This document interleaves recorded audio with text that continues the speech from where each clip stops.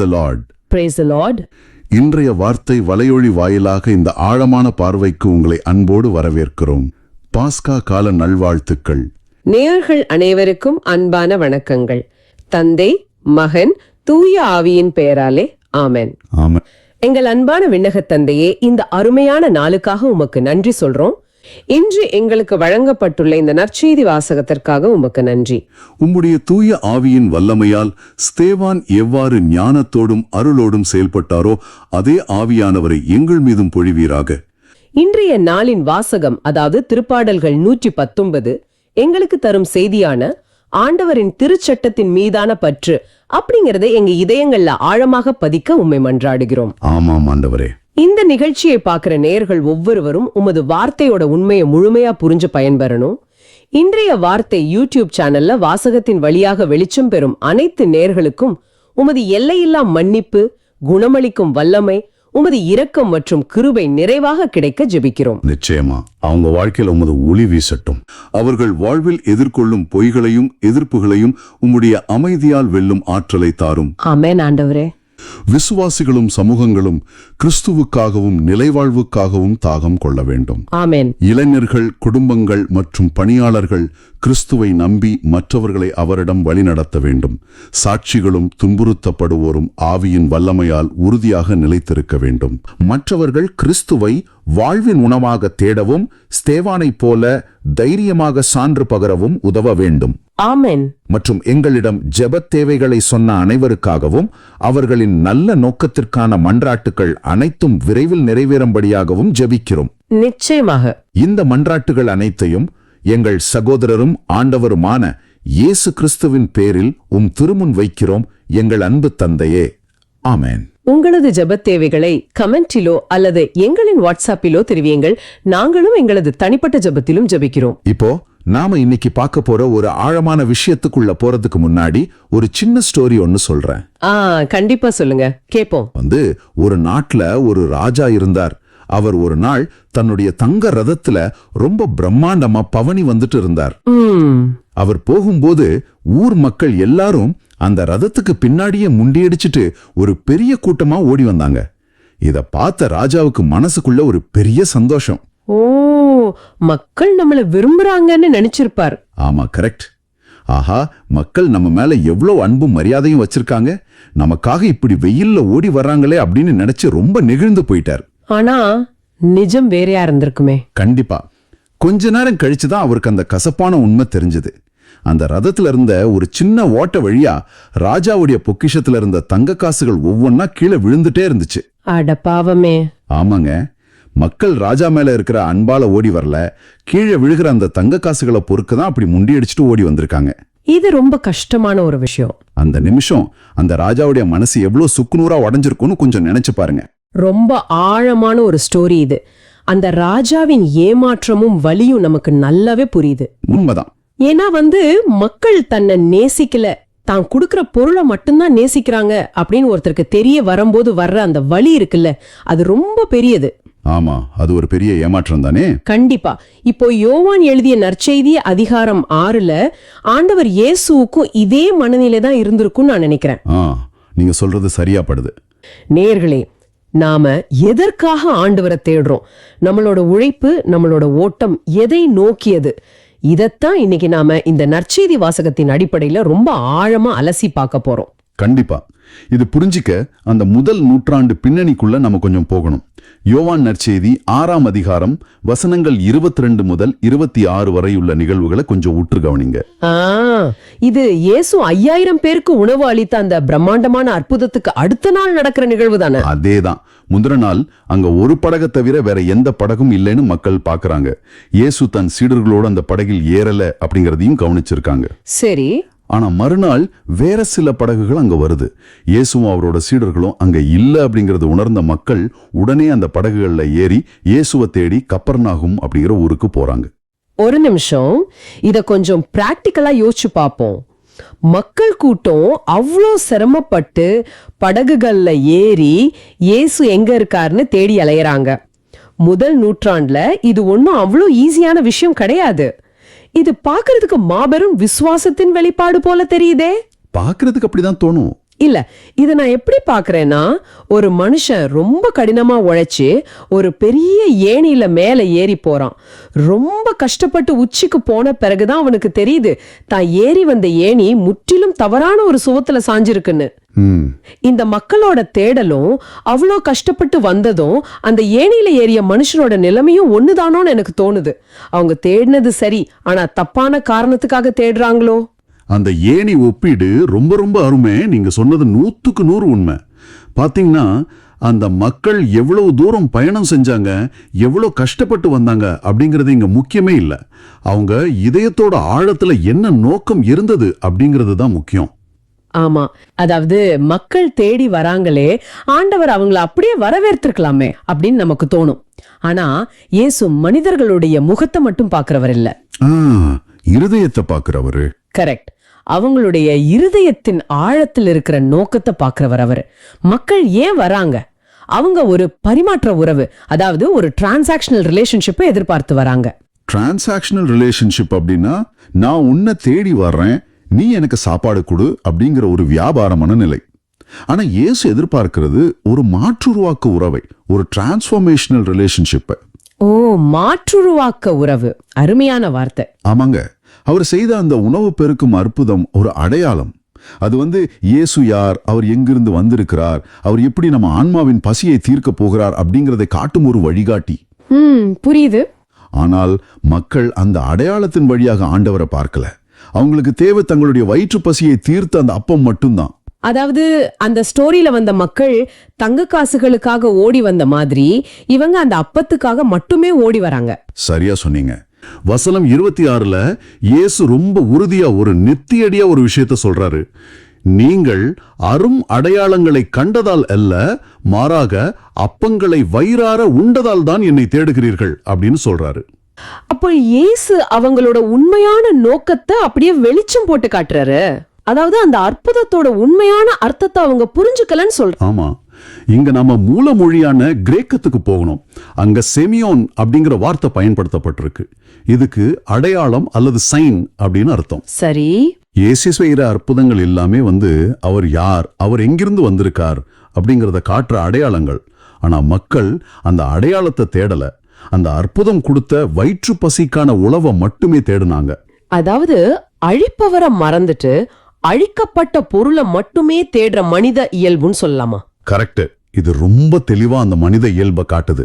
இத கேட்கும்போது இது ஏதோ 2000 வருஷத்துக்கு முன்னாடி நடந்த நிகழ்வு மாதிரி எனக்கு தெரியல. நேர்களே, கொஞ்சம் யோசிச்சு பாருங்க. இன்னைக்கு நாம் ஆண்டவர்கிட்ட ஜபம் செய்யும் போது நமது தேவைகளுக்கான ஒரு நீளமான பட்டியலை மட்டும் நீட்டுகிறோமா, அல்லது ஆண்டவருடனான உறவை தேடுகிறோமா? ரொம்ப ரொம்ப ஆழமான கேள்வி இது. இந்த ஒரு சிந்தனையோட இயேசு அடுத்ததா என்ன சொல்றாருன்னு பார்ப்போம். இந்த இடத்துல தான் இன்றைய வாசகத்துக்கு முன் வாழ்த்தொலியா வர்ற ஒரு வசனம் ரொம்ப அழகா பொருந்தி போகுது. ஆமா, மனிதர் அப்பத்தினால் மட்டுமல்ல, மாறாக கடவுளின் வாய்ச்சொல் ஒவ்வொன்றாலும் வாழ்வர் அப்படிங்கிற அந்த வாழ்த்தொலி. கரெக்ட். அதேதான் இயேசு இன்றைய வாசகத்தோட 27ஆம் வசனத்திலையும் சொல்றாரு. அழிந்து போகும் உணவுக்காக உழைக்க வேண்டாம், நிலைவாழ்வு தரும் அழியாத உணவுக்காகவே உழையுங்கள் அப்படின்னு சொல்றாரு. ஒரு நிமிஷம், இங்க எனக்கு ஒரு சின்ன சந்தேகம் வருது. நம்ம நேயர்கள் சார்பா இதை நான் இங்க கேட்க விரும்புறேன். அழிந்து போகும் உணவுக்காக உழைக்க வேண்டாம்னு இயேசு இவ்வளவு ஸ்ட்ராங்கா சொல்றாரே, அப்போ நமது அன்றாட உணவுக்காகவும் குடும்பத்தின் தேவைகளுக்காகவும் நாம உழைக்க கூடாதா? இது நிறைய பேர் கேட்கிற கேள்விதான். ஏன்னா இது இன்றைய நடைமுறை வாழ்க்கைக்கு சாத்தியமா? எல்லாரும் வேலையை விட்டுட்டு ஜபம் மட்டுமே செஞ்சுட்டு இருக்க முடியுமா? இல்லவே இல்ல. இயேசு நமது அன்றாட உழைப்பை தவறென்று சொல்லவே இல்ல. அவருக்கு தெரியும் நாம வாழணும்னா உணவு தேவைன்னு. அதனால தானே அவர் முந்தின நாள் அந்த 5000 பேருக்கு உணவளித்தார். ஆமா, அந்த பசியோட வலி அவர் உணர்ந்திருந்தார். கரெக்ட். இங்கே இயேசு சுட்டி காட்டுறது நம்மளோட வேலையே இல்ல, மாறாக நமது முன்னுரிமை, அதாவது பிரியாரிட்டி எதில் இருக்க வேண்டும் என்பதையே சுட்டி காட்டுகிறார். முன்னுரிமை, அதாவது எது நம்ம வாழ்க்கையோட மையமா இருக்கணும் அப்படிங்கறதா. எக்ஸாக்ட்லி. உடல் சார்ந்த தேவைகள், நம்ம வாங்குற பதவிகள், சமூகத்துல கிடைக்கிற அங்கீகாரம், இது எல்லாமே ஒரு கட்டத்துல அழிந்து போகும். ஆனா தந்தையாகிய கடவுளின் அதிகாரம் பெற்ற அந்த மானிட மகன் கொடுக்கும் உணவு நமது ஆன்மாவின் தாகத்தை தீர்த்து நமக்கு நிலைவாழ்வு தரும் உணவு. ஓ, அப்ப நம்மளோட முழு ஓட்டமும் அழிந்து போற விஷயத்துக்காக மட்டும் இருந்துடக்கூடாது. ஆமா, இந்த உழைப்பு என்ற வார்த்தை பாத்தீங்கன்னா மூல மொழியில எர்கசோமாய் அப்படிங்கிற வார்த்தையா வருது. இது வெறும் உடல் உழைப்பை குறிக்கல, மாறா நமது முழுமையான ஈடுபாட்டையும் அர்ப்பணிப்பையும் குறிக்கிறது. ஓ, உங்களோட முழு அர்ப்பணிப்பையும் எதுக்காக கொடுக்கறீங்க அப்படிங்கறது தான் எங்க கேள்வி இல்லையா? அதேதான், உங்களுக்கு நிலைவாழ்வு தரும் காரியங்களுக்காக, அதாவது ஆண்டவரோட இருக்கிற உறவுக்காக உங்க முழு ஈடுபாட்டையும் கொடுங்கன்னு அவர் சொல்றார். இது எவ்வளவு பெரிய சவால். ஆனா அந்த மக்கள் கூட்டமோ அவங்களுக்கு புரிஞ்ச விதத்துல இதை உள்வாங்கிக்கிறாங்கன்னு தோணுது. அதனாலதான் அடுத்ததா வசனம் 28 அவங்க ஒரு கேள்வி கேக்குறாங்க. ஆமா, ரொம்ப தர்க்க ரீதியான கேள்வி அது. எங்கள் செயல்கள் கடவுளுக்கு ஏற்றவையாக இருப்பதற்கு நாங்கள் என்ன செய்ய வேண்டும் அப்படின்னு கேக்குறாங்க. மனிதர்களாகிய நாம் எப்போதுமே ஏதாவது செய்து, அதாவது ஏதாவது ஆக்ஷன் செஞ்சு கடவுளின் அன்பை சம்பாதித்து விடலான்னு நினைக்கிறோம், அப்படிதானே? அது 100க்கு 100 மனித இயல்பு. பல சடங்குகளை செஞ்சா, பல நோன்பு இருந்தா கடவுளுக்கு பிடிக்கும்னு அவங்க நினைச்சாங்க. இன்னைக்கு நாமளும் கூட அப்படிதான் நினைக்கிறோம். ஆமா, நாமளும் கூட ஒரு செக்லிஸ்ட் தயார் செஞ்சுக்கிறோம். இந்த விதிகளை எல்லாம் சரியா செஞ்சாதான் கடவுள் என்னை பாப்பாருன்னு நினைக்கிறோம். ஆனா இந்த கேள்விக்கு ஆண்டவர் இயேசுவோட பதில் என்னவா இருந்தது? இயேசுவோட பதில் ரொம்ப ஆழமான ஒரு எதிர்பாராத பதிலா இருந்தது. வசனம் 29 அவர் சொல்றாரு, கடவுள் அனுப்பியவரை நம்புவதே கடவுளுக்கேற்ற செயல் அப்படின்னு. ஒரு நிமிஷம், நம்புவதே செயலா? இது கேக்குறதுக்கு ரொம்ப எளிமையா ஆனா ரொம்ப அதிர்ச்சியா இருக்கே. ஏன்னா நாம ஏதோ பெரிய மலையை தூக்கி புரட்டணும்னு நினைக்கும் போது இயேசு வெறும் நம்புவதுதான் செயல்னு சொல்றாரே. அதான் இங்க மிகப்பெரிய ஆன்மீக புரட்சி. மூலமொழியில பாத்தீங்கன்னா இங்க நம்புவது என்பது பிஸ்டியோ அப்படிங்கிற வார்த்தை. இது வெறும் அறிவார்ந்த ஒப்புதல் கிடையாது. அறிவார்ந்த ஒப்புதல்னா, ஆமா அவர் இருக்காருன்னு மூளையால ஏத்துக்கிறது மட்டும் இல்லைன்னு சொல்றீங்களா? கரெக்ட். இது ஒரு ஆழமான தொடர்ச்சியான உறவு நிலை. இது நவீன கால நேயர்களுக்கு மிகப்பெரிய ஆறுதல்னு நான் சொல்லுவேன். எப்படி இது அவ்வளோ பெரிய ஆறுதலா இருக்கும்னு சொல்றீங்க? ஏன்னா பல நேரங்கள்ல நம்ம பல விதிகளை பின்பற்றி சடங்குகளை செய்தாதான் கடவுளுக்கு பிடிக்கும்னு ரொம்ப சோர்வடைகிறோம். ஏதோ தப்பு பண்ணிட்டோமோன்னு ஒரு குற்ற உணர்ச்சியில தவிக்கிறோம். ஆமா, அது உண்மைதான். ஆனா ஆண்டவர் இயேசு கிறிஸ்துவை முழுமையாக நம்புவதே, அவரை முழுமையா சார்ந்து வாழ்வதே நாம் செய்ய வேண்டிய மிக முக்கியமான செயல்னு இயேசு சொல்றாரு. வாவ், இது உண்மையிலே மனசுக்கு அவ்வளவு பெரிய விடுதலையை தருது. சரி, இன்றைய நற்செய்தி வாசகத்திலிருந்து நாம் கற்றுக்கொண்டதை சுருக்கமாக தொகுத்து வழங்கணும்னா, தற்காலிகமான அழிந்து போகும் உலக காரியங்களுக்காக மட்டும் நம் உழைப்பை வீணாக்க கூடாது. அந்த ஸ்டோரியில வந்த மனுஷன் மாதிரி நாம இருந்துடக்கூடாது. ஆமாம், நிலை வாழ்வு தரும் அழியாத உணவாகிய ஆண்டவர் இயேசுவை நோக்கியதாகவே நமது தேடல் அமைய வேண்டும். அவரை முழுமையா நம்புவதுதான் கடவுளுக்கேற்ற மிக சிறந்த செயல். இன்று நீங்கள் உழைப்பது, சிந்திப்பது, தேடுவது எல்லாமே ஒரு நாள் அழிந்து போகும் காரியங்களுக்காக மட்டும்தானா? அல்லது உங்கள் ஆன்மாவுக்கு நிலைவாழ்வு தரும் அழியாத உணவுக்காக உங்கள் நேரத்தை இன்று முதலீடு செய்ய போகிறீர்களா? இது எப்படி இருக்குன்னா, ஒரு பெரிய மல்டிநேஷனல் டெக் கம்பெனில ஒருத்தர் ரொம்ப கஷ்டப்பட்டு வேலைக்கு சேர்றான். சரி. ஆனா அவன் அங்க வேலைக்கு சேர்ந்ததுடைய நோக்கமே அந்த கம்பெனி கேன்டீன்ல கிடைக்கிற இலவச ஸ்நாக்ஸ் சாப்பிடறதுக்காக மட்டும்தான் அப்படின்னா எப்படி இருக்கும்? அட கடவுளே, அது ரொம்ப முட்டாள்தனமா இருக்குமே. அதான், அந்த கம்பெனியோட உண்மையான நோக்கம், தொழில்நுட்பம், அங்க கிடைக்கிற அறிவு, இதையெல்லாம் விட்டுட்டு வெறும் இலவச ஸ்நாக்ஸுக்காக ஒருத்தங்க போனான்னா அவன் எவ்வளவு பெரிய முட்டாள். அருமையான விளக்கம். அப்படித்தான் இந்த மக்களும் ஆண்டவர் இயேசு கொடுக்க வந்த அந்த மாபெரும் நிலைவாழ்வு அப்படிங்கிற பொக்கிஷத்தை விட்டுட்டு வெறும் வயிற்று பசிக்கான அப்பத்துக்காக மட்டுமே அவரை தேடி வந்திருக்காங்க. கரெக்ட்.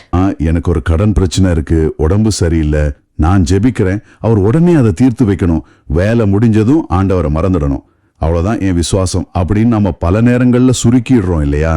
அதுதான் மிகப்பெரிய ஆபத்து. பாத்தீங்கன்னா ஆண்டவர் நமக்கு பிரச்சனைகளை தீர்க்கிறவர் தான், அதுல எந்த சந்தேகமும் இல்ல. கண்டிப்பா. ஆனா அவரை பிரச்சனைகளை தீர்க்கும் கருவியாக மட்டும் நாம சுருக்கிடக்கூடாது. அவர் நமக்கு தன்னை தானே உணவாக, அழியாத உணவாக கொடுக்க விரும்புகிறார். அழியாத உணவு, அதாவது அவரோடு ஒன்றித்து அவருடைய குணாதிசயங்களை நாமும் பெற்று நிலைவாழ்வுக்கு உரியவர்களாக நாம் மாற வேண்டும் என்பதுதான் அவருடைய ஆசை. ரொம்ப ஆழமான சிந்தனை. இந்த அழியாத உணவுக்காக தன் வாழ்வையே அர்ப்பணித்த ஒருவரோட நேரடி சாட்சியத்தான் நாம இன்றைய திருத்தூதர் பணிகள் நூலிலிருந்து வாசிக்கப்பட்ட முதல் வாசகத்துல பாக்குறோம். ஆமா, ஸ்தேவான் அவர் இந்த அழியாத உணவை முழுமையா உட்கொண்ட ஒரு மாபெரும் மனிதர். உண்மைதான். திருத்தூதர் பணிகள் 6, 8 to 10 வரைக்கும் வாசிக்கும் போது ஸ்தேவான் வந்து அருளும் வல்லமையும் நிறைந்தவராய் மக்களிடையே அரும் அடையாளங்களை செய்கிறார் அப்படின்னு பாக்குறோம். அங்கதான் எனக்கு ஒரு பெரிய ஆச்சரியம். ஏன்னா ஸ்தேவான் ஒரு சாதாரண மனிதர். அவர் ஒன்னும் பெரிய இறையியல் படிச்சவரோ இல்ல திருத்தூதரோ கிடையாது. ஆமா, அவர் ஏழைகளுக்கு உணவு பரிமாறும் பணிக்காக தேர்ந்தெடுக்கப்பட்ட 7 திருத்தொண்டர்கள்ல ஒருத்தர் தான். எக்ஸாக்ட்லி. ஒரு சாதாரண பணியை செய்ய வந்தவர் எப்படி இவ்வளவு பெரிய வல்லமையோடு செயல்பட முடிஞ்சதுன்னு தோணுது. அங்கதான் உரிமை அடைந்தோர் எனப்படும் தொழுகை கூடத்தை சேர்ந்த சிலர் அவரோட வாதாட வராங்க. அந்த உரிமையடைந்தோர் தொழுகை கூடம் அப்படிங்கிறது சாதாரண ஆட்கள் கிடையாது. அதுதான் அவங்க சிரியன், அலெக்சாண்ட்ரியா, சிலிசியா, ஆசிய மாநிலத்தை சேர்ந்தவங்க. இதெல்லாம் ரொம்ப அறிவார்ந்த மனிதர்கள் கூடும் இடங்கள். இது எப்படின்னா, ஒரு சாதாரண மனிதர் மிகப்பெரிய பல்கலைக்கழகத்தின் தலை சிறந்த அறிஞர்களை எதிர்த்து எந்த ஆயுதமும் இல்லாமல் தன் வார்த்தைகளால் மட்டுமே வெல்வது போல இருக்கு இல்லையா? மிக சரியான ஒப்பீடு. இங்கு நாம கவனிக்க வேண்டியது அந்த மூல மொழியான கிரீக்கம் தரும் விளக்கம் தான். ஓ, கிரீக்க மொழியில இதுக்கு என்ன வார்த்தை பயன்படுத்திருக்காங்க? ஸ்தேவானின் அருள் அப்படிங்கிறதுக்கு கிரீக்கத்தில் காரஸ் அப்படின்னும், வல்லமை அப்படிங்கிறதுக்கு டுனாமிஸ் அப்படிங்கிற வார்த்தையும் பயன்படுத்தப்பட்டிருக்கு. டுனாமிஸ், இது கேள்விப்பட்ட மாதிரி இருக்கே. ஆமா, இது மனித ஆற்றல் அல்ல, ஆண்டவர் வழங்கும் தெய்வீக ஆற்றல். இந்த டுனாமிஸ் அப்படிங்கிற வார்த்தையில இருந்து தான் டைனமைட் அப்படிங்கிற ஆங்கில வார்த்தையே வந்துச்சு. ஓ வாவ், டைனமைட். ஆனா ஒரு நிமிஷம், அருள் அல்லது காரிஸ் அப்படின்னா நாம எப்பவுமே ஒரு மென்மையான குணத்தை தான் நினைப்போம். ஆனா நீங்க அதை வெடிக்கும் ஆற்றலோடு இணைத்து சொல்றீங்க. அதுதான் தூயாவியானோரோட வேலை. அந்த மென்மையான காரிஸ் உள்ள வரும்போது அது தடைகளை தகர்க்கும் டுனாமிஸாக வெளிப்படுது. அதே போல் அவர் பயன்படுத்திய ஞானம் என்பதற்கு சோஃபியா அப்படின்னு பெயர். சோஃபியா அப்படின்னா வெறும் புத்தக அறிவு கிடையாது, சரியா? கரெக்ட். இது வெறும் அறிவல்ல, தூய ஆவியானவர் அருளியது. அதனாலதான் அந்த பெரிய அறிஞர்களால கூட ஸ்தேவானுக்கு எதிரா நிற்க இயலவில்லை. இது நம்ம நேயர்களுக்கு ஒரு பெரிய நம்பிக்கையை தரும். நீங்க உங்க பணியிடத்திலோ சமுதாயத்திலோ நேர்மையா இருக்கும்போது பல எதிர்ப்புகளை சந்திக்கலாம். கண்டிப்பா சந்திப்பாங்க. ஆனா நீங்க உங்க சொந்த அறிவை சார்ந்து நிற்காமல் தூய ஆவியானவரின் ஞானத்தை சார்ந்து நின்றால் எந்த மனிதவாதமும் உங்களுக்கு எதிராக நிற்க இயலாது என்பதை இந்த நிகழ்வு நமக்கு ஆழமாக உணர்த்துகிறது. உண்மைதான். ஆனா இதுல ஒரு சிக்கல் இருக்கு. மனித இயல்பு என்னன்னா, அவங்களால நேர்மையான வாதத்துல ஒருத்தரை வெல்ல முடியலன்னா அவங்க ஈகோ ரொம்ப பாதிக்கப்படும். ஆமா, தோல்வியை ஈஸியா ஏத்துக்க மாட்டாங்க. அப்போ அவங்க தர்க்கத்தை விட்டுட்டு தந்திரத்தை கையில் எடுப்பாங்க. திருத்தூதர் பணிகள் 6:11 முதல் 14 வரை அதான் நடக்குது. ஸ்தேவானின் வாதங்களை எதிர்கொள்ள முடியாதவங்க மக்களை ரகசியமாக தூண்டி விடுறாங்க. அவர் மோசேக்கும் ஆண்டவருக்கும் எதிராக பழிச்சொற்கள் சொன்னதாக பொய்ச்சாட்சிகளை உருவாக்குறாங்க. ரொம்ப மோசமான சூழ்ச்சி அது. மூப்பர்களையும் மறைநூல் அறிஞர்களையும் கிளர்ந்தெழச் செய்து அவரை பிடித்து தலைமைச் சங்கத்துக்கு இழுத்துச் செல்றாங்க. நசரேயராகிய இயேசு இந்த இடத்தையும் திருச்சட்டத்தையும் அழித்து மோசே கொடுத்த முறைமைகளை மாற்றி விடுவார்னு அவர் மேல பழி சுமத்துறாங்க. இது ஒரு திட்டமிட்ட தாக்குதல். எனக்கு ஒரு கேள்வி இருக்கு. நேர்மையான வழியில ஒருவரை வெல்ல முடியாத போது மனிதர்கள் ஏன் இப்படிப்பட்ட சூழ்ச்சிகளை கையாள்றாங்க? குறிப்பா மோசேயின் சட்டங்கள், திருச்சட்டம் போன்ற ரொம்ப உணர்வுபூர்வமான விஷயங்களை ஏன் ஆயுதமாக பயன்படுத்துறாங்க? இது மனித இயல்புதாங்க. உண்மையை எதிர்கொள்ள முடியாதவங்க எப்பவுமே உணர்ச்சிகளை தூண்டும் தந்திரத்தையே கையாளுவாங்க. அதாவது மத உணர்வுகளை தூண்டி விடுறது. ஆமா, அக்கால யூதர்களுக்கு திருச்சட்டம் மற்றும் திருக்கோவில், அதாவது இந்த இடம் இரண்டும் அவங்களோட அடையாளங்கள். அவற்றை ஸ்தேவான் அழிக்க நினைக்கிறார்னு சொன்னவுடன் ஒட்டுமொத்த மக்களும் சிந்திக்காமல் கிளர்ந்தெழுந்தாங்க. ஆனா இயேசு பழையவற்றை அழிக்க வரல, அவற்றை முழுமைப்படுத்தவே வந்தார் இல்லையா? கண்டிப்பா. அந்த ஆழமான உண்மையா அவங்க புரிந்து கொள்ள மறுத்தார்கள். தங்களுக்கு புரியாததை அழித்து விடுவதுதான் அவங்க நோக்கம். இந்த நிலை என்றும் மாறலையே. நீங்க ஒரு நல்ல மாற்றத்தை கொண்டு வர நினைக்கும் போது இவர்கள் நமது பழக்க வழக்கங்களை அழிக்க வந்துள்ளார்கள்னு உங்க மீது வீண்பழி சுமத்தப்படலாம். ஆமா, உணர்ச்சிகளை தூண்டிவிட்டு நற்பெயரை கெடுக்க பலர் முற்படலாம். இப்படிப்பட்ட பொய் குற்றச்சாட்டுகளை கண்டு நீங்க சோர்வடைய கூடாது என்பதைத்தான் இந்த வாசகம் காட்டுது. ஆனா உங்களை சுத்தி இப்படி ஒரு கூட்டம் நிக்கும் போது பயம் வர்றது சகஜம்தானே? அது சகஜம்தான். ஆனா ஸ்தேவான் அங்கதான் வித்தியாசப்படுறாரு. திருத்தூதர் பணிகள் 6:15 வாசிக்கும் போது அது ரொம்பவே ஆச்சரியமா இருக்கும். அந்த வசனம் உண்மையிலேயே என்னையும் ரொம்ப வியக்க வைக்குது. தலைமை சங்கத்தில் அமர்ந்திருந்த அனைவரும் அவரை உற்று பார்த்தபோது அவரது முகம் வானதூதரின் முகம் போல் இருக்க கண்டனர் திருவிவிலியம் சொல்லுது. வானதூதரின் முகம் நினைச்சு பாருங்க. ஒரு நிமிஷம். உங்களை சுற்றி உங்களை கொல்லத் துடிக்கும் ஒரு கூட்டம், பொய்ச்சாட்சிகள், கடுமையான குற்றச்சாட்டுகள், இப்படிப்பட்ட ஒரு பயங்கரமான சூழ்நிலையில ஒரு மனிதனின் முகம் எப்படி வானதூதரின் முகம் போல் இருக்க முடியும்? இது ரொம்ப ஆழமான ஒரு கேள்வி. சயின்ஸ் படி பார்த்தா மூளையில அமிக்டலா அப்படின்னு ஒன்று இருக்கு. நமக்கு ஆபத்து வரும்போது அட்ரினலின் சுரக்கும். ஒன்று சண்டை போடுவோம், இல்லைனா பயந்து ஓடுவோம், முகம் செவந்து போகும், வேர்க்கும். ஆனா ஸ்தேவான் முகத்துல எந்த பயமும் இல்லை. இது எப்படி சாத்தியம்? இதுதான் ஆண்டவர் தரும் உண்மையான அமைதி. இது வெறும் வெளிப்புறத்தில் தெரியும் ஒளி அல்ல, இது உள்ளத்தின் ஆழத்திலிருந்து ஊற்றெடுக்கும் தூய ஆவியின் பிரசன்னம். ஓ, தூய ஆவியின் பிரசன்னம். ஆமா, வானதூதர்கள் எப்போதுமே ஆண்டவரின் முகத்தை தரிசித்துக் கொண்டே இருப்பவர்கள். ஸ்தேவான் அந்த தலைமைச் சங்கத்தில் மனிதர்களுக்கு மத்தியில் நின்றாலும் அவரது ஆன்மா ஆண்டவரின் சிம்மாசனத்திற்கு முன்பாக நின்று கொண்டிருந்தது. தன் மீது சுமத்தப்பட்ட அத்தனை பொய்களையும் மீறி தான் ஆண்டவரின் கரங்களில் பாதுகாப்பாக இருக்கிறோம் என்ற முழுமையான சரணடைதல் தான் அவருக்கு அந்த அமைதியை கொடுத்ததுன்னு சொல்றீங்க. கண்டிப்பா. மனிதர்களின் தீர்ப்பை விட ஆண்டவரின் உண்மையே அவருக்கு பெரிதாக இருந்தது. தன்னை அவர் நியாயப்படுத்தி கத்தல, வாதாடல. நேர்களே, உங்களை தவறாக புரிந்து கொண்டு உங்கள் மீது பழி சுமத்தப்படும் போது நீங்க கோபப்படுகிறீங்களா அல்லது பதற்றம் அடைகிறீங்களா? மற்றவங்க கிட்ட நிரூபிக்கணும்னு போராடுறீங்களா? அதுதான் நம்ம கேட்க வேண்டிய கேள்வி. ஸ்தேவானை போல உண்மையான அமைதியை உள்ளத்தில் சுமந்தால் உங்கள் முகமும் அந்த பிரச்சனைகளுக்கு மத்தியில் ஒரு வானதூதரின் முகத்தைப் போல எதற்கும் கலங்காத தெய்வீக அமைதியை பிரதிபலிக்கும். ரொம்ப அழகா சொன்னீங்க. உங்கள் வாழ்வில் அடுத்த முறை அநீதியான விமர்சனங்களையோ பொய் குற்றச்சாட்டுகளையோ நீங்க எதிர்கொள்ளும் போது உங்களை நியாயப்படுத்த மனிதர்கள் முன் போராடுவதை விட ஆண்டவரின் சமூகத்தில் அமைதியாக நிற்பதை குறித்து சிந்தித்து பாருங்கள். இது ரொம்ப முக்கியமான ஒரு விஷயம். ஆமா, அந்த அமைதி 1000 வார்த்தைகளை விட சக்தி வாய்ந்தது. அந்த அமைதிதான் உண்மையான தூய ஆவியின் வல்லமை. எந்த இருளும் அந்த விளக்கின் ஒளியை அணைக்க முடியாது. வாவ், ரொம்ப ஆழமான சிந்தனை. இந்த உண்மையை நாம் அனைவரும் மனசுல ஆழமா பதிய வச்சுக்கணும். சரி, இப்போ ஒரு கேள்வி வருது. ஸ்தேவான் அந்த அளவுக்கு என்னதான் புதிதாக பேசிவிட்டார்? அவர் அப்படி என்ன பெரிய தப்பு செஞ்சிட்டாருன்னு யூதர்கள் கோவப்பட்டாங்க. இதற்கான விடைய திருத்தந்தை 16ஆம் பெனடிக்ட் அவர்கள் ரொம்ப ஆழமா விளக்கியிருக்காங்க. திருத்தந்தை என்ன சொல்றாரு? அவர் ஒரு இடத்துல கிறிஸ்டலாஜிக்கல் கீ, அதாவது கிறிஸ்திய பார்வை அப்படின்னு ஒரு வார்த்தையை பயன்படுத்துறாரு. ஓ, கிறிஸ்திய பார்வை கொஞ்சம் விளக்கமா சொல்ல முடியுமா? அதாவது ஸ்தேவான் பழைய ஏற்பாட்ட வெறுமனே ஒரு வரலாற்று நூலா வாசிக்கல, அவர் அதை இயேசுவின் மரணம் உயிர்ப்பின் வழியாக வாசித்தார் அப்படின்னு திருத்தந்தை சொல்றார். புரியுது. யூதர்கள் பழைய ஏற்பாட்டை படிக்கும்போது அதுல வர்ற சட்டங்கள், பலிகள், எருசலேம் தேவாலயம் இதெல்லாம் தான் இறுதியான இலக்கு அப்படின்னு நினைச்சிட்டு இருந்தாங்க. அதான் முறிவுன்னு நினைச்சாங்க.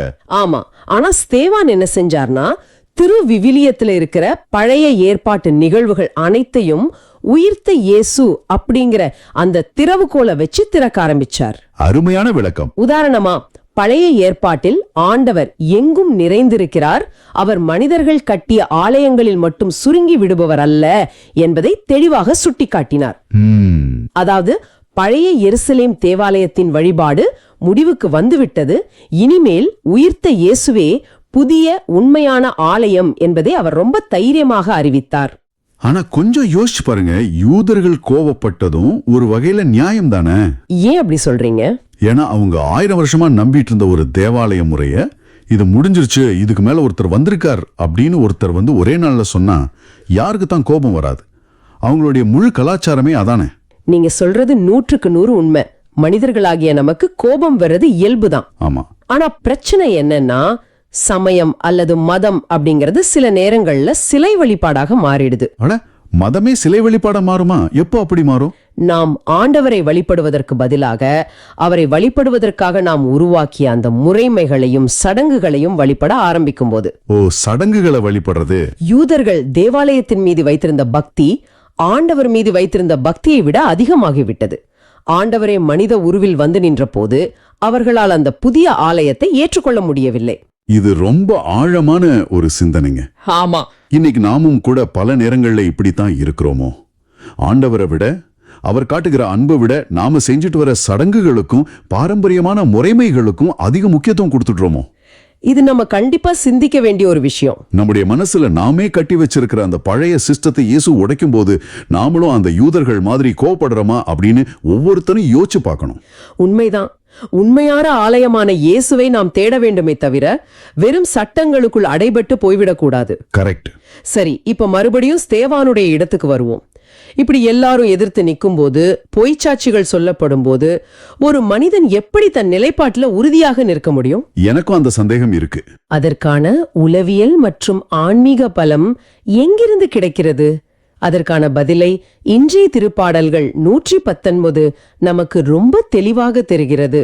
இதோட பல்லவி ஆண்டவர் திருச்சட்டப்படி நடப்போர் பேறு பெற்றோர் அப்படிங்கிறது தான். சரியா சொன்னீங்க. இந்த திருப்பாடல்கள் 119 தான் திருவிவிலியத்திலேயே மிக நீளமான திருப்பாடல். இது முழுக்க முழுக்க ஆண்டவரோட வார்த்தை மேல இருக்கிற அன்பை பத்தி பேசுது. வசனம் 23ல ஆசிரியர் சொல்றார், தலைவர்கள் ஒன்று கூடி எனக்கு எதிராய் சூழ்ச்சி செய்தாலும் ஊழியன் உம்முடைய விதிமுறைகளை குறித்தே சிந்திக்கின்றேன் அப்படின்னு. இந்த இடத்துல பொதுவா ஒரு ஒப்பீடு சொல்லுவாங்க. நடுகடல்ல சிக்கிய படகு மாதிரி ஆண்டவரோட வார்த்தை தான் நங்கூரோன்னு. ஆமா, நான் கேள்விப்பட்டிருக்கேன். ஆனா எனக்கு அதை விட இன்னொரு விஷயம் ரொம்ப சரியா படுது. அது என்ன விஷயம்? இது ஒரு நாய்ஸ் கேன்சலிங் ஹெட்போன்ஸ் மாதிரி இருக்கு. வெளியில உலகத்துல இருக்கிற அதிகாலம் படைத்தவங்க நமக்கு எதிரா போடுற சூழ்ச்சிகள் எல்லாமே காதை பிளக்குற சத்தம் மாதிரி. நல்ல ஒப்பீடு. ஆனா இந்த நாய்ஸ் கேன்சலிங் ஹெட்போன்ஸ் சும்மா சத்தத்தை மறைக்காது, அதுக்கு இணையான ஒரு நேர் எதிரான அலைவரிசையை உருவாக்கி அந்த சத்தத்தையே அழிச்சிடுது. வாவ், ஆமாம். அதே மாதிரி சுத்தி இருக்கிறவங்க தப்பா பேசும்போது அவர் பயப்படல, ஆண்டவரோட விதிமுறைகளை குறித்தே சிந்திக்கிறார். அதுதான் வெளியில வர்ற பயத்தை அழிக்கிற நாய்ஸ் கேன்சலேஷன். ரொம்ப ஆழமான விளக்கம். ஏன்னா மனிதர்கள் நமக்கு எதிராக கூட்டமா சேர்ந்து பேசும்போது நம்ம மூளையில இருக்கிற அமிக்டாலா பகுதி தூண்டப்பட்டு நாம தற்காப்பு நிலைக்கு போயிடுவோம். ஆமா, உடனே ரியாக்ட் பண்ண தோணும். ஆனா ஆசிரியர் நான் அவங்கள பத்தி சிந்திக்கல, உம்முடைய விதிமுறைகளை குறித்தே சிந்திக்கின்றேன் அப்படின்னு சொல்றார். அப்போ அவர் யதார்த்தத்துல இருந்து தப்பிக்க பார்க்கல. கண்டிப்பா இல்ல. அவர் கவனத்தை மனிதர்கள் மேல வைக்காம ஆண்டோர் மேல வைக்கிறார். அது மூளையோட அந்த பதட்ட நிலையே மாத்திடுது. ஆனா இங்க எனக்கு ஒரு சந்தேகம் வருது. வசனம் 24ல அவர் சொல்றார், ஒழுங்குமுறைகள் எனக்கு இன்பம் தருகின்றன, அவையே எனக்கு அறிவுரையாளர் அப்படின்னு. ஆமா, எனக்கு தெரிஞ்சு விதிமுறைகள் ஒழுங்குமுறைகள் அப்படின்னாலே அது ஒரு சட்டம் தானே. சட்டம்னாலே நமக்கு ஒரு பயமும் கட்டுப்பாடும் வருமே தவிர அது எப்படி இன்பம் தரும்? இது கேட்கறதுக்கே முரண்பாடா இருக்கே. ரொம்ப நல்ல கேள்வி. இங்கதான் நாம மூலமொழியான எபிரேயத்துக்கு போகணும். அங்க திருச்சட்டம் அப்படிங்கிறதுக்கு தோராங்கிற வார்த்தையை பயன்படுத்துவாங்க. தோரா அப்படின்னா வெறும் சட்டம் கிடையாதா? இல்லவே இல்ல. அதோட உண்மையான அர்த்தம் வழிகாட்டுதல் அல்லது கற்றுக் கொடுத்தல். ஓ, ஒரு வழிகாட்டுதலா? ஆமா. ஒரு 5 வயசு குழந்தைக்கு புரியுற மாதிரி சொல்லணும்னா, வீட்ல ஒரு சூடான அடுப்பு இருக்கு, அப்போ சொல்றார் அந்த அடுப்பை தொடாத அப்படின்னு. குழந்தை உடனே ஏன்னு கோபப்படும். ஆமா, அது ஒரு கட்டுப்பாடுன்னு குழந்தை நினைக்கும். ஆனா அந்த தகப்பனுக்கு தெரியும் அது சட்டம் கிடையாது, குழந்தை காயப்படக்கூடாதுங்கிறதுக்காக கொடுக்கிற பாதுகாப்பு அரண் அப்படின்னு. ஓஹோ, அப்போ ஆண்டவரோட திருச்சட்டம்ங்கிறது நாம தவறி விழுந்து அடிபடக்கூடாதுங்கிறதுக்காக அவர் போட்டிருக்கிற ஒரு பாதுகாப்பு வேலி. சரியா பிடிச்சிட்டீங்க. அந்த பாதுகாப்பு ஒரு மனிதர் உணரும் போது அந்த சட்டம் அவருக்கு கசக்காது, அது இன்பம் தரும். அதனாலதான் அவையே எனக்கு அறிவுரையாளர்னு சொல்றார். ஆமா, இன்னைக்கு அலுவலக அரசியலோ சமூக வலைத்தள விமர்சனங்களோ உங்களை சோர்வடைய செய்யும் போது நீங்க நண்பர்கள் கிட்ட அறிவுரை கேட்டா குழப்பம்தான் மிஞ்சம். உண்மைதான், அவங்க நிலைமையில இருந்து பேசுவாங்க. ஆனா ஆண்டவரோட வார்த்தையை அறிவுரையாளரா ஏத்துக்கும் போது அந்த நாய்ஸ் கேன்சலேஷன் முழுமையா நடக்கும். சரி, இந்த அறிவுரையாளரை நாம ஏத்துக்கிட்டோம். ஆனா அவர்கிட்ட நாம எப்படி ஆலோசனை கேட்கிறது? சும்மா திருவிவிலியத்தை வாசிச்சா மட்டும் போதுமா? இல்ல, இது ஒரு இருவழி பாதை. ஏன்னா அடுத்த பகுதியில வசனம் 26ல அவர் சொல்றார், என் வழிமுறைகளை உமக்கு எடுத்துச் சொன்னேன், நீர் என் மன்றாட்டை கேட்டருளினீர்னு. இங்க ஒரு பெரிய முரண்பாடு எனக்கு தெரியுது. என்ன முரண்பாடு அது? கொஞ்சம் யோசிங்க. ஆண்டவருக்கு தானே எல்லாமே தெரியுமே. நேர்களோட வாழ்க்கையில இன்னைக்கு என்ன நடந்தது, அவங்க மனசுல எவ்வளவு கோபம் இருக்கு, எல்லாமே ஒரு கத்துப்படி. கண்டிப்பா அவருக்கு எல்லாம் தெரியும். அப்படி இருக்கும்போது ஏன் நாம நம்மளோட வழிமுறைகளை அவ்வளோ விளக்கமா சொல்லணும்? எனக்கு கஷ்டமா இருக்குன்னு அவருக்கு தெரியாதா? நான் எதுக்கு திரும்ப திரும்ப சொல்லணும்? இது பலருக்கும் வர சந்தேகம்தான். ஆண்டவருக்கு எல்லாம் தெரியுங்கிறது உண்மைதான். ஆனா ஜெபம் அப்படிங்கிறது ஆண்டவருக்கு தெரியாத ஒரு விஷயத்த நாம சொல்ற இன்ஃபர்மேஷன் சென்டர் கிடையாது. அப்போ ஜெபம்னா வேற என்ன? ஜெபம்ங்கிறதோட உண்மையான உளவியல் என்னன்னா, அதை நாம நம்மளே அறிஞ்சுக்கிற, நம்ம முகமூடிய கழட்டி வைக்கிற ஒரு வெளிப்படையான உரையாடல். நாம நம்மளையே அறிஞ்சுக்கிறதா? ஆண்டவர்கிட்ட பேசும்போது அது எப்படி நடக்கும்? ஏன்னா பொதுவா நாம நம்ம உண்மையான உணர்வுகளை நமக்கே ஒத்துக்க மாட்டோம். ஒருத்தர் மேல கோபம் இருக்கும், ஆனா வெளியில நான் மன்னிக்கிறேன்னு நடிப்போம். எக்ஸாக்ட்லி. போலியா ஒரு முகமூடி போட்டுக்குவோம். ஆனா ஆண்டவர் முன்னாடி முழங்காலிட்டு நான் இந்த இடத்துல தோத்துட்டேன், எனக்கு பொறாமையா இருக்குன்னு ஒளிவு மறைவு இல்லாம சொல்லும்போது நம்ம ஈகோ அங்க உடையுது. வாவ். அதாவது ஆண்டவர் நம்மள புரிஞ்சுக்கணுங்கிறதுக்காக நாம சொல்லல, நாம எந்த நிலைமையில இருக்கோன்னு நமக்கே உரைக்கணுங்கிறதுக்காக சத்தமா சொல்றோம். கச்சிதமா புரிஞ்சுக்கிட்டீங்க. அந்த ஈகோ உடைஞ்சு நாமே தாழ்த்தி கொள்ளும் போதுதான் விதிமுறைகளை எனக்கு கற்றுத்தாருன்னு தாழ்மையோட கேட்க முடியும். ஒரு காலியான பாத்திரத்துல தான் தண்ணி ஊத்த முடியும். மனச காலி பண்ணாதான் ஆண்டவர் கத்துத்தர முடியும். ஆமா, அதுதான் உண்மை. இதை கேட்கும்போது எனக்கு என்ன தோணுதுன்னா, இன்றைய அவசர உலகத்துல நம்ம ஜெபங்கள் ரொம்ப மேலோட்டமா இருக்கு. எப்படி சொல்றீங்க? அதாவது ஆண்டவரே டிராபிக் இல்லாம ஆபீஸ் போகணும், மீட்டிங் நல்லபடியா முடியணும்னு ஒரு வெண்டிங் மிஷின் மாதிரி காயின் போட்டா பொருள் வரணுங்கிற மாதிரி ஜெபம் பண்றோம். அது ரொம்பவே உண்மை. ஆனா இந்த வாசகம் நமக்கு ஒரு சவாலை முன்வைக்குது. மேலோட்டமான ஜபங்களை விட அன்றாட போராட்டங்களை நெருங்கிய நண்பர்கிட்ட பேசுற மாதிரி வெளிப்படையா பேசணும். நிச்சயமா. அந்த நெருக்கமும் வெளிப்படைத்தன்மையும் தான் ஆண்டவர் எதிர்பார்க்கிறார். அப்படி கத்துக்கும் போதுதான் உன் வியத்தகு செயல்கள் பற்றி நான் சிந்தனை செய்வேன்னு நம்ம ஆன்மா ஆழமான தளத்துக்கு போகும். இப்ப ரொம்ப தெளிவா புரியுது. முதல்ல அமைதியா இருந்து வார்த்தைய அறிவுரையாளரா ஏத்துக்கிறோம், அப்புறம் எந்த முகமூடியும் இல்லாம வெளிப்படையா ஜெபிக்கிறோம். சரி, கத்துக்கிட்டாச்சு. அடுத்து என்ன? அடுத்து நாம ஒரு முக்கியமான முடிவு எடுக்க வேண்டிய கட்டாயத்துல நிக்கிறோம். அதை நோக்கித்தான் வசனங்கள் 29-30 போகுது. உண்மையின் பாதையை நான் தேர்ந்து கொண்டேன் அப்படின்னு ஆசிரியர் உறுதியா சொல்றாரு. இத நான் ஒரு சாதாரண ஜிபிஎஸ் நேவிகேஷனோட ஒப்பிட விரும்புறேன். ஜிபிஎஸ் ஒப்பீடு எப்படி இதுல சரியா வரும்? நாம ஒரு ஊருக்கு போகணும்னா டெஸ்டினேஷனை செட் பண்ணுவோம். சில சமயம் டிராபிக் காரணமா அது வேற குறுக்கு வழியையோ தப்பான பாதையையோ காட்டும். ஆமா, அங்க போய் மாட்டிக்கிறோம். அப்போ நாம என்ன பண்ணுவோம்? வண்டியை நிறுத்திட்டு அந்த தப்பான பாதையை கேன்சல் பண்ணிட்டு சரியான வழியை ஆக்டிவா ரீகால்குலேட் பண்ணுவோம் இல்லையா? கண்டிப்பா பண்ணுவோம். அது மாதிரிதான் பொய் வழியை என்னை விட்டு விலக்கிருளும்னு அவர் கேக்குறது. உண்மையின் பாதையில நடக்கிறதுங்கிறது தானாகவே நடக்கிற ஒண்ணு கிடையாது, அது ஒரு சாய்ஸ். அந்த சாய்ஸ் அப்படிங்கிற வார்த்தை தான் இங்க அச்சாணி. இன்னைக்கு நேயர்கள் சந்திக்கிற பொய் வழி அப்படின்னா வெறும் வாயால பொய் பேசுறது மட்டும் இல்ல, சமூக வலைத்தளங்கள்ல போலியான வாழ்க்கையை வாழ்ந்து காட்டுறது, இல்லாத புகழுக்கு ஆசைப்பட்டு கடனை வாங்கி ஆடம்பரமா செலவு செய்யறது, இதெல்லாம் பொய் வழிதானே. ஆமாம். அது மட்டும் இல்ல, அலுவலகத்துல இன்னொருத்தரோட உழைப்ப தன்னோட உழைப்பு மாதிரி காட்டி பதவி உயர்வு வாங்க நினைக்கிறது, நேர்மையா இல்லாம குறுக்கு வழியில பணத்தை சேமிக்க நினைக்கிறது, எல்லாமே பொய் வழிதான். இந்த உலகத்தோட பொய் வழிகள் ரொம்ப கவர்ச்சியா இருக்குமே. ஈஸியா பணம் புகழ் கிடைக்கும்னு தோணும், ஆனா அது எங்க கொண்டு போய் விடுன்னு தெரியாது. அதனாலதான் பொய் வழியை வளர்க்க சொல்லிட்டு உமது நீதி நெறிகளை என் கண்முன் நிறுத்தியுள்ளேன்னு சொல்றார். என் கண்முன் நிறுத்தியுள்ளேன் அப்படின்னா அவரோட போக்கஸ் எப்பவுமே ஆண்டவரோட பார்வையில சரியா இருக்கணுங்கிறதுல குறியா இருக்கிறத காட்டுது. ஆமா, நீங்க காரை ஓட்டும் போது பார்வை ரோட்டை விட்டு விலகினா என்ன ஆகும்? விபத்து தான் நடக்கும். கரெக்ட். அதே மாதிரி வாழ்க்கை பயணத்துல ஆண்டவரோட நீதி நெறிகள் கண் முன்னாடி இருக்கணும். அப்போதான் உண்மையின் பாதையை தேர்ந்தெடுத்துட்டேன்னு உறுதியா நிக்க முடியும். நேர்களுக்கு இது ஒரு பெரிய சவாலாவே இருக்கும். ஏன்னா குறுக்கு வழியில போறவங்க சந்தோஷமா இருக்கிற மாதிரி வெளியில தெரியும். அது வெளியில தெரியுற ஒரு மாய. ஆமா. இப்போ இன்றைய பல்லவியோட சாராம்சத்தை பார்க்கலாம். ஆண்டவர் திருச்சட்டப்படி நடப்போர் பேறு பெற்றோர். இந்த பேறு பெற்றோர் நிலைக்கும் உலக பிரகாரமான வெற்றிக்கும் என்ன வித்தியாசம் நினைக்கிறீங்க? உலக பிரகாரமான வெற்றிங்கிறது பேங்க் பேலன்ஸ், கைத்தட்டல், பெரிய வீடு, இதெல்லாம். இது ஒரு புயல் வந்தா காணாம போயிடும். உண்மைதான், நிலையானதே இல்ல. ஆனா பேறு பெற்றோர் நிலைங்கிறது திருச்சட்டத்தின்படி நடக்கும்போது உள்ளுக்குள்ள ஒரு கொடுக்கிற ஒரு ஆழமான அமைதி, எந்த பதற்றமும் இல்லாத அமைதி. அந்த பக்குவம்னா பேறு பெற்றோர் நிலை. உண்மையின் பாதையில நடக்கும்போது மட்டும்தான் அது கிடைக்கும். ரொம்ப தெளிவாவும் ஆழமாவும் அலசியிருக்கும். இது வெறும் அறிவுபூர்வமான விவாதம் இல்ல, நேயர்களோட அன்றாட வாழ்க்கைக்கு தேவையான வழிகாட்டுதல். இன்றைய வாசகம் கற்றுத்தந்த 3 முக்கிய பாடங்களை சுருக்கமா தொகுத்து பார்த்துடலாம். 1, மனிதர்களோட சூழ்ச்சிகளுக்கோ பேச்சுக்கோ பயப்படாம ஆண்டவரோட வார்த்தையை அறிவுரையாளராக ஏற்கணும். அதுதான் நம்மளோட நாய்ஸ் கேன்சலேஷன்.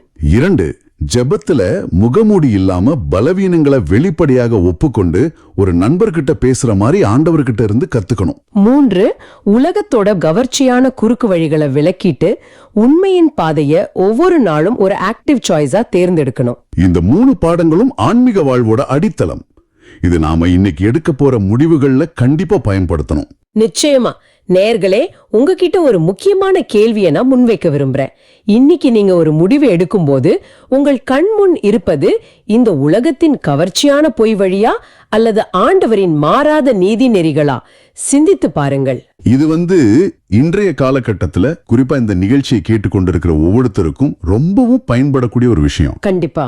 நீங்க வேலை செய்யற இடத்துல இல்லனா உங்க குடும்பத்துல ஒரு உண்மையாக இருப்பதற்காக தனிமைப்படுத்தப்படலாம். நீங்க நேர்மையா இருக்க நினைக்கும் போது உங்களை சுத்தி இருக்கிறவங்க பொய் சாட்சிகள் சொல்லி உங்களை ஓரங்கட்டுவான். இது நிறைய பேரோட வாழ்க்கையில நடக்குது.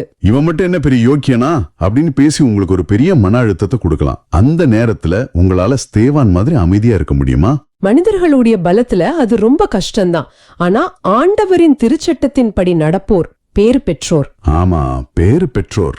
ஸ்தேவானுக்கு அந்த பெரும் இக்கட்டிலும் வானதூதரின் பிரகாசத்தையும் அமைதியையும் கொடுத்த அதே தூய ஆவியானவர் இன்னைக்கு உண்மையின் பாதையில் நடக்க விரும்புகிற ஒவ்வொருவருக்கும் அந்த அமைதியை நிச்சயம் தருவார். ஒரு ஆழமான நம்பிக்கை இது. மனிதர்கள் உங்களை கைவிட்டாலும் பொய்யான குற்றச்சாட்டுகளை சுமத்தினாலும் உண்மையின் பாதையை தேர்ந்தெடுப்பவர்களை ஆண்டவர் ஒருபோதும் கைவிடுவதில்லை. ஆக நாம் இன்னைக்கு பார்த்த இந்த விஷயங்களை ஆழமாக சிந்தித்து பார்த்தோம்னா நமக்கு கிடைக்கிற பாடம் ரொம்ப தெளிவானது. கரெக்ட். நற்செய்தியில வந்த அந்த மக்கள் தங்களுடைய வெறும் வயிற்று பசிக்காக அழிந்து போகும் அப்பத்திற்காக இயேசுவை தேடினார்கள். ஆமா. ஆனால் ஸ்தேவானோ அழியாத உணவான இயேசுவுக்காக தன் உயிரையே கொடுக்க தயாராக இருந்தார். அவர் பழைய முறைமைகளை கடந்து புதிய ஆவியின் வழியில் ஆண்டவரை கண்டு கொண்டார். அந்த உண்மையை அவர் உறுதியாக பிடித்து கொண்டதால் தான் மரணத்தின் விளிம்பிலும் அவரால் ஒரு வானதூதரின் முகத்தோடு பிரகாசிக்க முடிந்தது. மிகச் சரியான ஒரு பார்வை இது. இது வெறும் ஒரு வரலாற்று நிகழ்வு கிடையாது. இது ஒவ்வொரு நாளும் நம்முடைய விசுவாச வாழ்வில் நாம் எடுக்க வேண்டிய ஒரு முடிவுக்கான அழைப்பு. நிறைவாக இன்னைக்கு உங்களுக்கு நீங்களே ஒரு கேள்வி கேட்டுக்கோங்க. நீங்க ஆண்டவரை தேடுவது எதற்காக? அவர் உங்களுக்கு கொடுக்கும் அழியும் உணவிற்காகவா? அதாவது உலக பிரகாரமான தேவைகளுக்காகவும் பிரச்சனைகளை தீர்ப்பதற்காகவும் மட்டுமா அவரை தேடுகிறீர்களா? அல்லது அவரே உங்களுக்கு அழியாத உணவாக, புதிய ஆலயமாக, உங்கள் வாழ்வின் முழு மையமாக மாற வேண்டும் என்பதற்காக அவரை தேடுகிறீர்களா? ஆழமான கேள்வி. நீங்க உண்மையின் பக்கம் நிற்கும் போது உலகம் உங்களை எதிர்த்தாலும் தவறான குற்றச்சாட்டுகளை உங்கள் மேல் சுமத்தினாலும் உங்களால் ஸ்தேவானை போல உள்ள அமைதியோடு வானதூதரின் முகத்தோடு உறுதியாக நிற்க முடியுமா? சிந்திக்க வேண்டிய விஷயம். இந்த சிந்தனையோடு இன்றைய நாளை நாம் தொடர்வோம். நாம் எல்லோரும் இணைந்து ஒரு சிறிய ஜெபம் செய்வோம். அன்பு தந்தையே, இன்று நாங்கள் தியானித்த உமது வார்த்தைகள் காற்றில் மறைந்து விடாமல் எங்களது அன்றாட வாழ்வின் ஒவ்வொரு முடிவிலும் ஆழமாக செயல்பட அருள் தாரும். நாங்கள் பொய் வழிகளை வெறுத்து முகமூடிகளை களைந்து உண்மையின் பாதையை தேர்ந்தெடுத்து உமது திருச்சட்டத்தின்படி நடந்து பேறு பெற்றோராய் வாழ எங்களுக்கு துணையாக இரும். எங்கள் ஆண்டவராகிய இயேசு கிறிஸ்துவின் பெயரால் மன்றாடுகின்றோம். ஆமீன். ஆமேன். இந்த ஆழமான பார்வை உங்களுக்கு பயனுள்ளதாக இருக்குதுன்னு நினைச்சா மத்தவங்களுக்கு இந்த வீடியோவை ஷேர் பண்ணுங்க. நற்செய்தியின் தூதராக இறையாட்சியை எடுத்துரைங்க. நன்றி. மீண்டும் நாளை சந்திப்போம். இயேசுவுக்கே புகழ். அன்னை மரியே வாழ்க. இயேசுவுக்கே புகழ். அன்னை மரியே வாழ்க.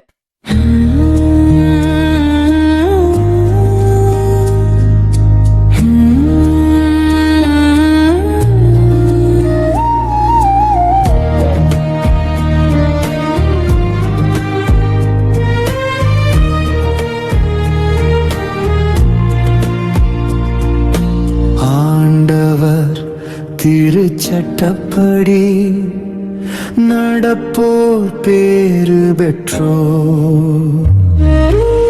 ஆண்டவர் திருச்சட்டப்படி நடப்போர் பேறு பெற்றோர்.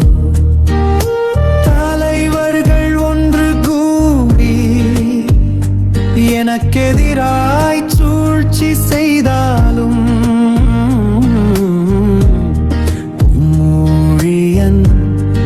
உம்முடைய விதிமுறைகளை குறித்தே சிந்திக்கின்றேன். ஏனெனில் ஒழுங்கு முறைகள் எனக்கு இன்பம் தருகின்றன. அவையே எனக்கு அறிவுரையாளர். ஆண்டவர் திருச்சட்டப்படி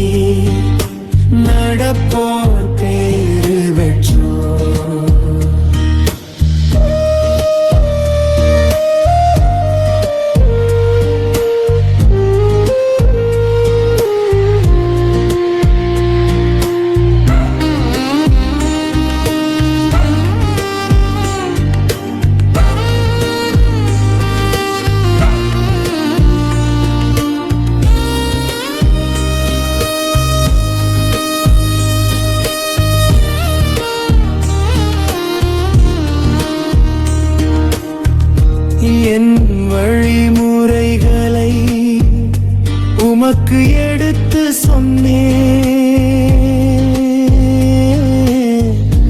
நீர் என் மன்றாட்டை கேட்டருளினீ.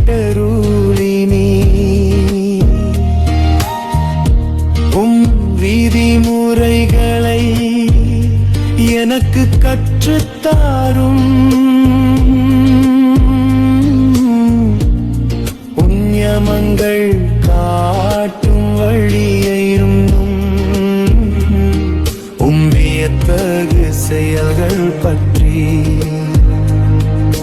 நான் சிந்தனை செய்வேன்.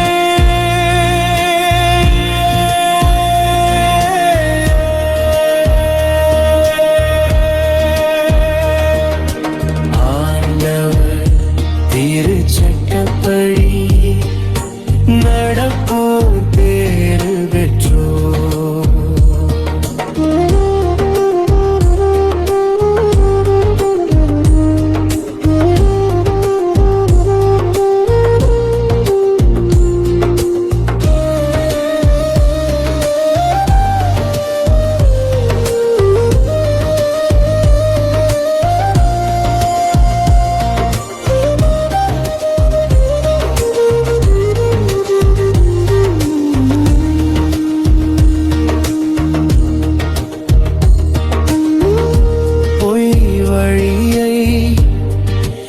என்னை விட்டு விலக்கியருளும்.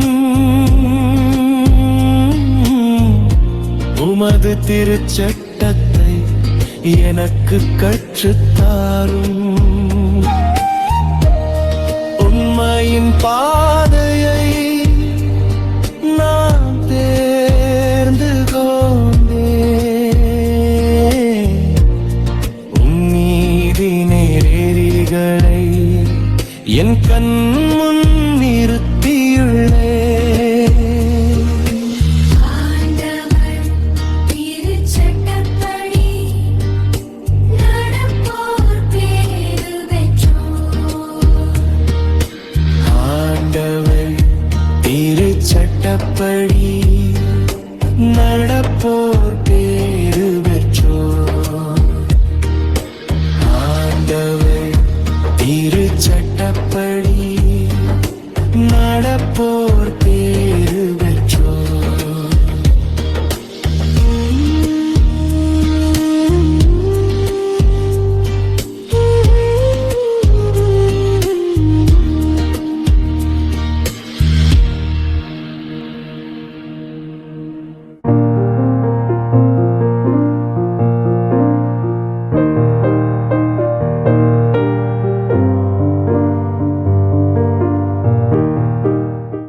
நீங்கள் காண்பவற்றை காணும் வாய்ப்பை பெற்றோர் பேறு பெற்றோர். ஏனெனில் பல இறைவாக்கினர்களும் அரசர்களும் நீங்கள் காண்பவற்றை காண விரும்பினார்கள், ஆனால் அவர்கள் காணவில்லை. நீங்கள் கேட்பவற்றை கேட்க விரும்பினார்கள், ஆனால் அவர்கள் கேட்கவில்லை என நான் உங்களுக்கு சொல்கிறேன்.